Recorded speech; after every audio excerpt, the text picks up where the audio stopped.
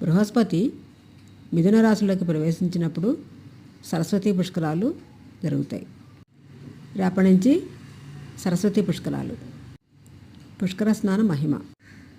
జన్మ ప్రభృకియత పాపం శ్రియావ పురుషేణ పుష్కర్యో మాత్రస్య సర్వయే ప్రణశ్యతి. పుట్టినప్పటి నుంచి స్త్రీ పురుషాదులచే చేయబడిన పాపాలన్నీ పుష్కరిణీ నదిలో స్నానం చేయడం వలన నశించిపోతుందని, అంతేకాకుండా పూర్వజన్మల పాపం త్రికరణాదుల వల్ల చేసిన పాపాలను నశించి మోక్షప్రాప్తి పొందుతారని బ్రహ్మాండ పురాణం చెబుతోంది. పుష్కర స్నానం చేయడం వల్ల అశ్వమేధ యాగం చేసినంత పుణ్య ఫలితాన్ని ఇస్తుంది.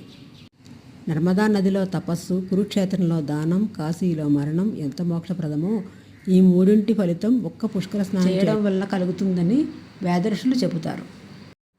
ఈ వీడియో మీకు నచ్చినట్టయితే లైక్ చేయండి, సబ్స్క్రైబ్ చేయండి, షేర్ చేయండి, కామెంట్ చేయండి.